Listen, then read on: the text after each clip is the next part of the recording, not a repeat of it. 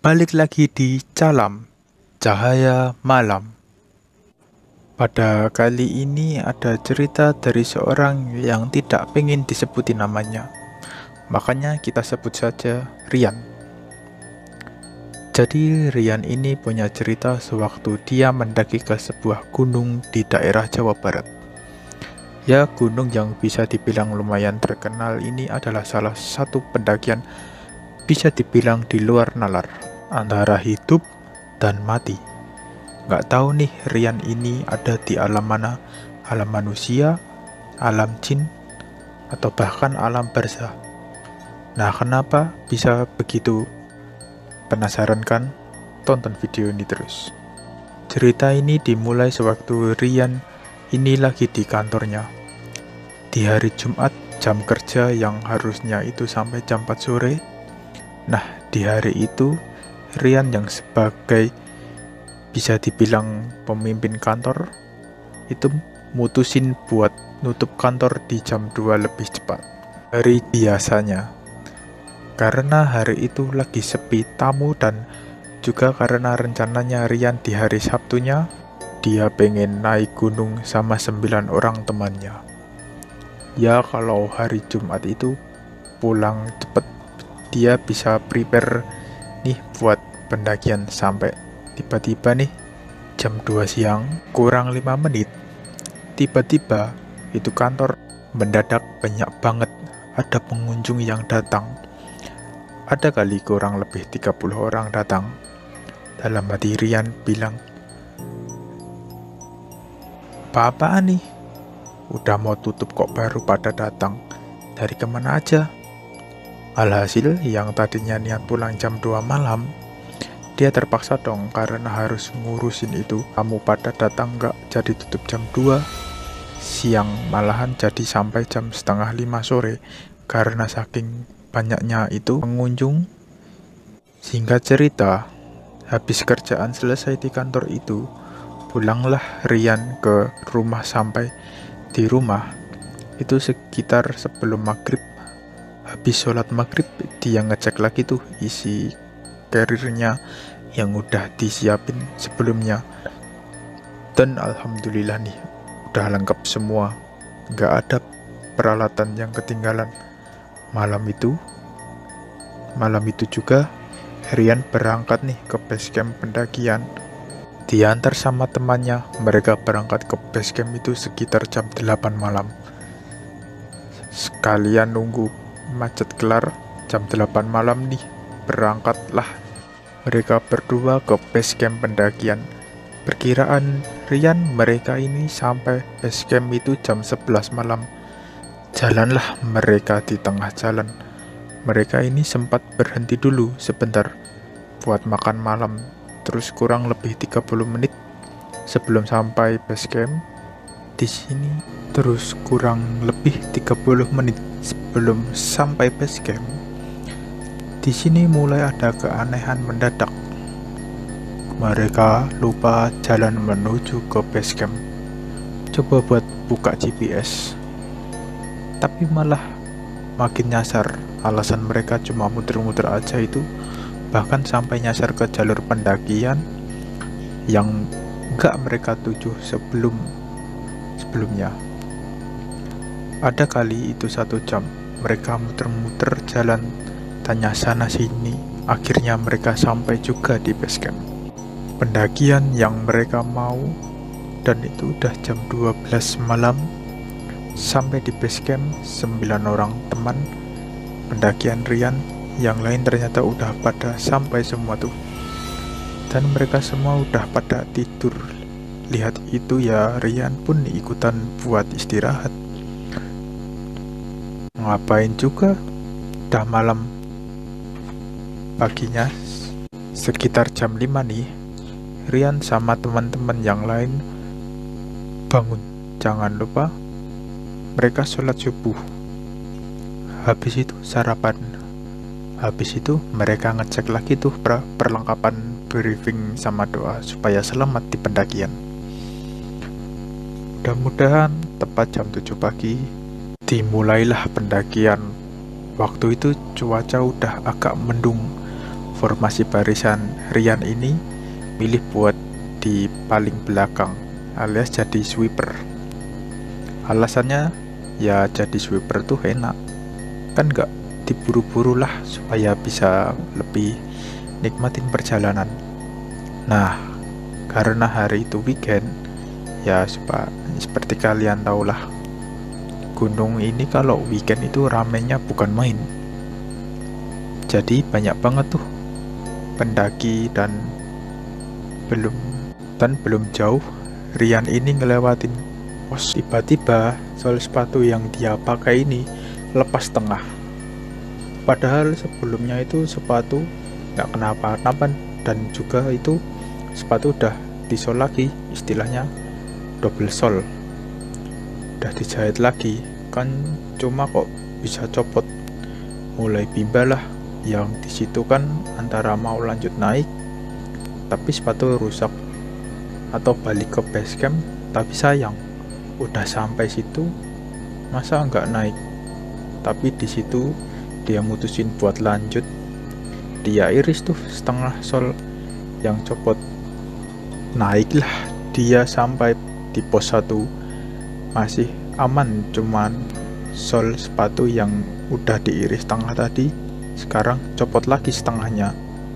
Terus jadi sekarang lepas total itu sepatu, nggak ada solnya. Akhirnya mau nggak mau Rian ngelanjutin pendakian pakai sepatu kayak gitu. Walaupun ya beresiko, ya jangan pernah ditiru kayak gini. Lanjut perjalanan, rombongan yang tadinya berjumlah 10 orang nih sama si Rian kan mulai pecah-pecah nih. Jadi 3 rombongan Rian masih jadi sweeper di situ, masih paling belakang dan masih dalam kondisi sepatu nggak ada solnya. Dan itu mau nggak mau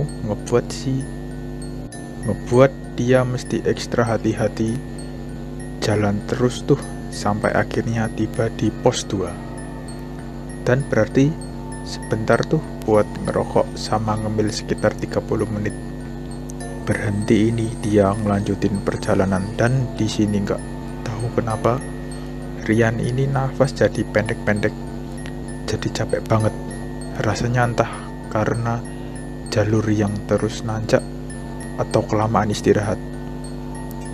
Gak taunya pastinya itu gak biasa. Secara Rian ini sudah biasa naik gunung, tapi ya walaupun kondisi kayak gitu, dia tetap paksain tuh buat jalan dengan harapan bisa nyusul teman-teman yang lain. Cuma dia nggak tahu kenapa semakin dia berusaha buat menyusul itu teman-temannya, semakin dia nggak kuat. Belum lagi hujan turun, jalan basah, makin capek lah dia tuh buat jalan. Kan lewat pos 3 situasi makin parah, jalan baru 3 langkah nih dia udah istirahat. Ya emang bisa dibilang Rian ini ya usianya udah nggak muda lagi, tapi masa iya kayak gitu amat sih capeknya. Toh dia itu nggak terlalu tua kok sebenarnya. Bahkan sebelum 2 minggu sebelum pendakian ini dia itu udah jogging, udah ya ibaratnya udah persiapan fisik lah. Rian terus memaksakan diri jalan. Teman-teman pendakian yang lain udah nggak kelihatan. Ibaratnya dia ini ditinggalin, tinggal banyak pendaki-pendaki lain yang dia nggak kenal. Jalan terus dan nggak terasa udah masuk maghrib. Belum ada hal mistis yang terjadi, cuma ya tadi aja itu capeknya nggak kayak biasanya.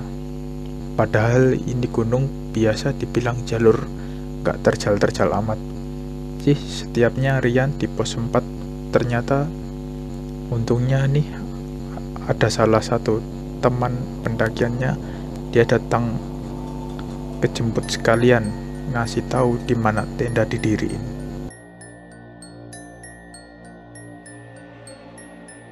Setelah dijemput, Mereka berdua ngelanjutin perjalanan naik.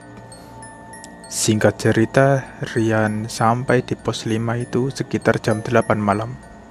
Langsunglah tuh dia masak-masak buat makan, ngobrol-ngobrol sama teman-teman. Sengaja dia nggak cerita yang aneh-aneh. Selama di jalan tadi, kelar ngobrol-ngobrol, kalau nggak salah jam 9 malam, Rian sama teman-temannya yang lain pun mutusin buat masuk tenda dan istirahat. Rencananya besok mau summit atau pergi ke puncak. Paginya kabut itu turun tebel banget, diiringi sama hujan badai. Rian dan yang lainnya mau nggak mau mesti nunggu di tenda, nunggu sampai badai reda sambil sarapan seadanya. Itu pergi ke puncak ya mau nggak mau terpaksa ditunda dulu sampai kondisi memungkinkan. Nggak lama, Rian mulai ngerasa nih kalau badannya itu panas, kayak demam tinggi. Untungnya ada salah satu temen nih yang ngebawa obat demam. Oke lah, habis sarapan sama minum obat, dia mutusin buat tidur lagi. Bangun-bangun itu jam 10 dan badai udah reda, tapi kok kondisi badan dia belum sepenuhnya fit. Akhirnya setelah beres-beres perlengkapan segala macam, teman-teman yang lain mutusin buat sampai duluan tuh dan lintas jalur. Artinya naik dari satu jalur turun di jalur yang lain.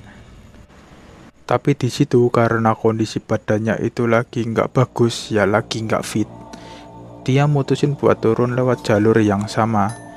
Jadi nggak ngikutin lintas jalur itu sama teman-temannya. Dia turun lewat jalur yang sama yang kayak tadi dia naik. Cuma ya sendirian. Sebenarnya nih nggak ada masalah buat Rian naik gunung atau turun gunung sendirian. Karena yang tadi gue bilang, orang ini si Rian ini udah cukup berpengalaman lah naik gunung. Bahkan dia pernah solo hiking di salah satu gunung yang orang suka anggap angker lah gitu. Ya di perbatasan Jawa Tengah sama Jawa Timur. Mungkin kalian tahu itu gunung apa. Oke lah, sebelum turun sempetan nih buat mampir ke salah satu warung yang ada di sana buat pesan teh. Emang di gunung banyak warung, enak. Selesai nongkrong di warung itu sekitar jam 12 siang.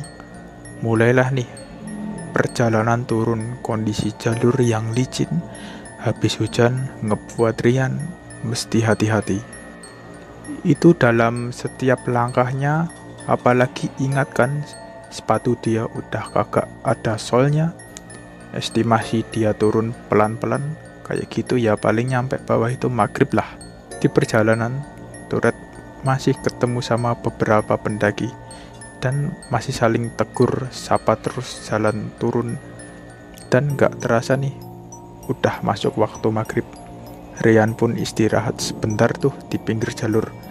Pas lagi istirahat gitu, samar-samar jauh nih dia ngelihat itu pos 2 udah kelihatan.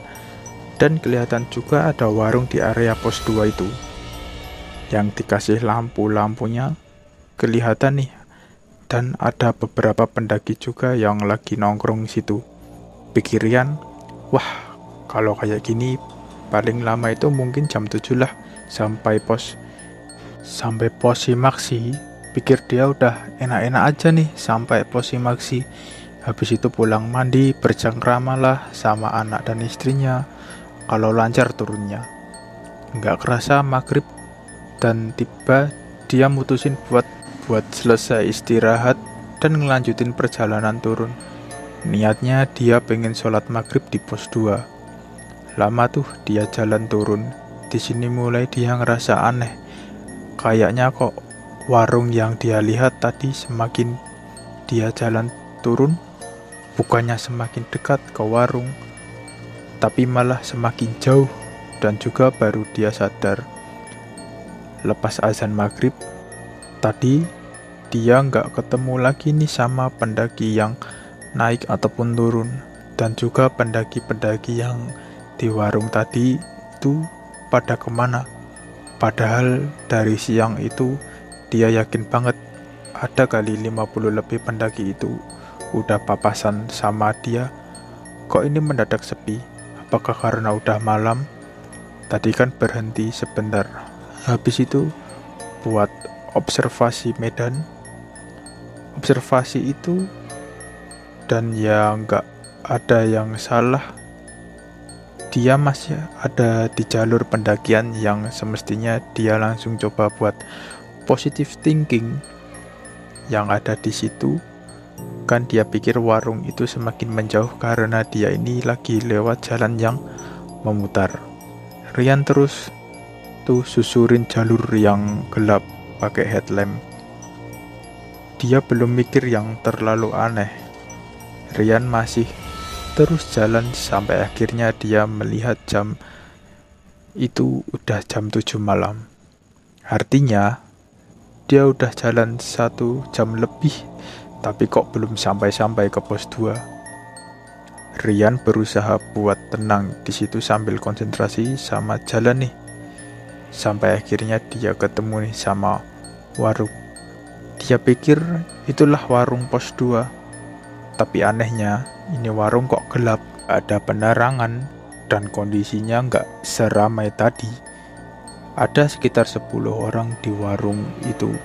Mereka semua aktivitas gerak, tapi nggak ada yang ngomong satupun. Beda banget tuh sama warung yang Rian tadi lihat pas sore-sore. Tapi dia ngambil pusing, mungkin pendaki-pendaki yang tadi sore itu udah pernah jalan yang duduklah di dekat warung itu. Dia nyalain rokok, ngerokok lah tuh.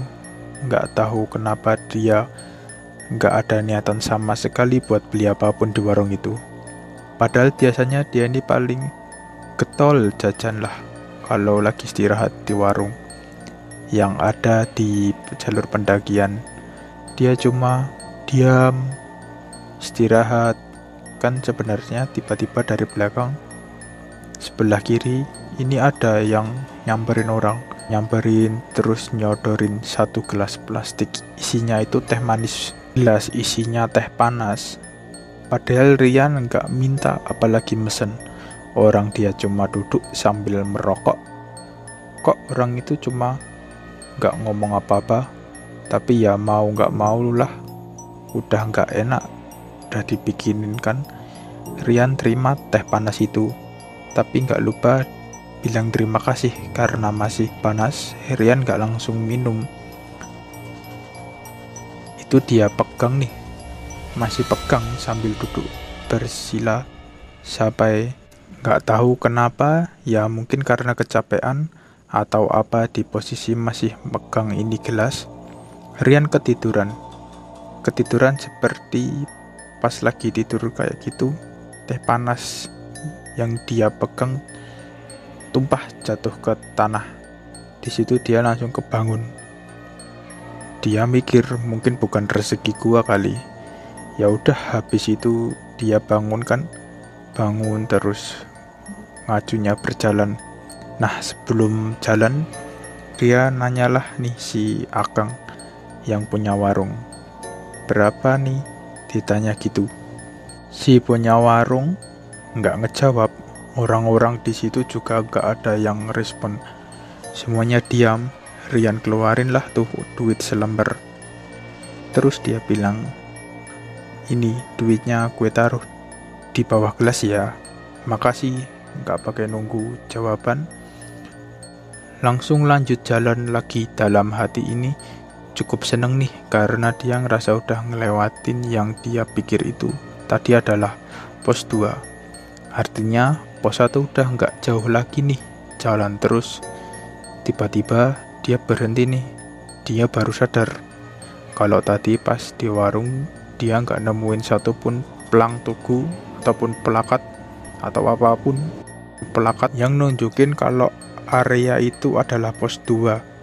Sempat ada niatan nih buat balik lagi ke warung itu, tapi pikir dia lagi Daripada buang-buang tenaga, naik lagi, mending turun aja deh.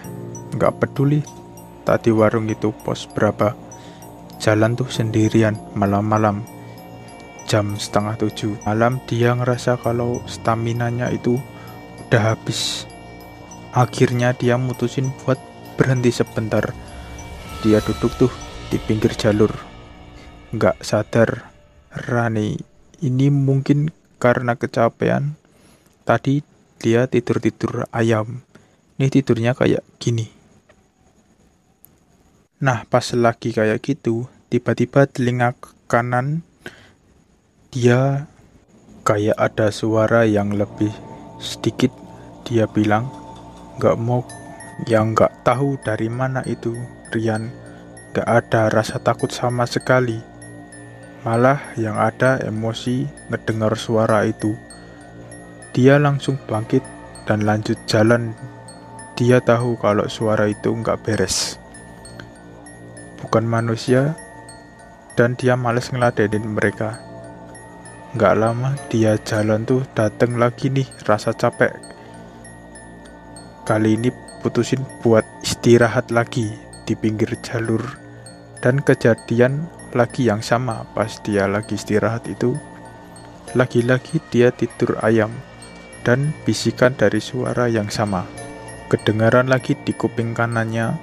Kali ini dia bilang, "Sudah, nggak apa-apa, di sini aja, nggak usah pulang." Nggak tahu itu bener nggak, tahu dari mana itu suara datang. Yang jelas itu suara bener-bener kedengaran banget. Lagi-lagi dia emosi, dia di situ langsung berdiri. Bahkan bangun lagi dia tuh sambil buru-buru tuh. Dia jalan belasan tahun dia naik gunung. Baru kali ini kejadian kayak gini. Dan bukan pertama kalinya Rian ini naik gunung atau turun gunung malam-malam sambil nerusin perjalanan. Turun, dia coba renungin tuh, dia coba runut tuh semuanya dari awal. Dan ternyata baru dia sadar kalau udah banyak tanda-tanda yang sebenarnya itu mencegah dia supaya jangan naik. Kayak pertama, mau ke base camp aja lama, masih nyasar-nyasar dulu tuh. Kedua, sepatu solnya yang copot. Terus ada lagi lah yang lain. Mulailah muncul nih rasa takut. Dia terus jalan sambil coba nenangin diri. Cuma lagi-lagi nggak lama di jalan, lagi-lagi dia capek, butuh istirahat. Istirahat lagi lah dia di pinggir jalur. Dan hal yang sama terjadi lagi. Dia ketiduran sebentar dan ada bisikan dari telinga kanan. Dia cuma kali ini suara itu bilang hal yang agak aneh. "Ya sudah, kalau mau pulang, nggak apa-apa, pulang saja. Tapi jualan sate gagak dulu sana, lumayan buat oleh anak-anak." Gua nggak tahu ya kenapa itu suara nyuruh Rian buat jualan sate gagak. Setahu gua nih, benerin kalau gue salah ya. Saya tinggal ini itu ada kaitannya sama pesugihan. Apakah Rian ini disuruh buat melakukan pesugihan? Di gunung itu, ujungnya sontak Rian langsung berdiri dan lanjut jalan lagi. Kali ini langkahnya mulai gontai itu. Sambil jalan, Rian ini nangis dalam sendirian. Gelap, gak ada pendaki lain. Nangis. Dia ya keinget sama muka istri sama anaknya di rumah. Lagi-lagi rasa takut itu datang dan gak lama dia jatuh untuk diangkat tangan doang.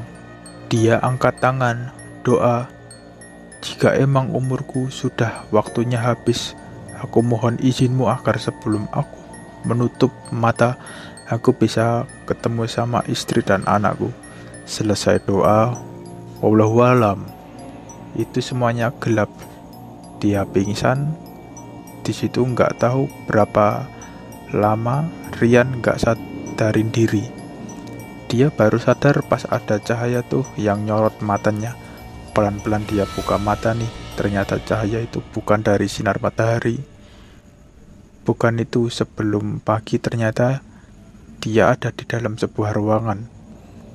Dan cahaya itu dari lampu ruangan yang gak begitu besar lah. Cuma gak tahu ini tuh di mana. Rian ngomonglah dalam hati, ini di mana? Alam gua, alam lain, atau alam barzah? Pikir dia udah mati. Lihat jam tangannya, jam 9, di luar gelap, berarti jam 9 malam.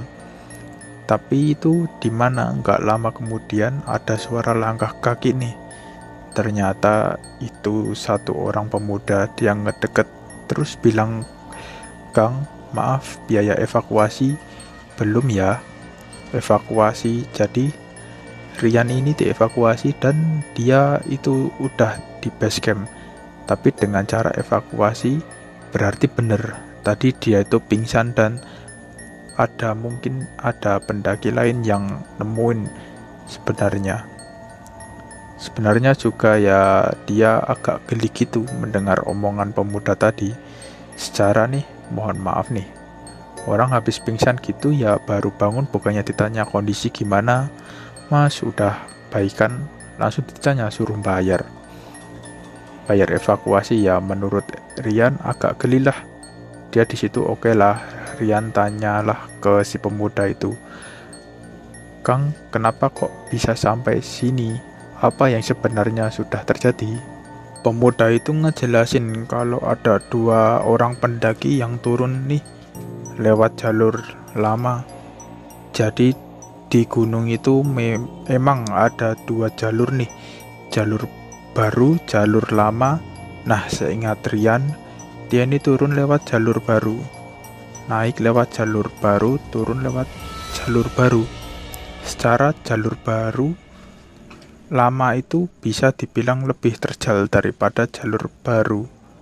Nah, 2 pendaki yang turun lewat jalur lama itu nemuin Rian lagi tengkurap di tengah-tengah jalan, posisi persis di atas pos 1. Nah, 2 pendaki itu pun ya langsunglah minta bantuan turun ke base camp. Kagetlah Rian ngedenger cerita itu, karena yang tadi gue bilang, dari awal dia naik ini lewat jalur baru, turun lewat jalur baru, dan bahkan dia ngerasa kalau belum ketemu sama pos 2. Ketemu pelangnya belum kok, tahu-tahu udah ada di atas pos 1. Semenjak pendakian ini Rian belum berani buat naik gunung lagi karena takut ngalamin hal yang sama. Kali ini dia bisa pulang, tapi kalau dia naik gunung yang selanjutnya belum tentu dia bisa pulang.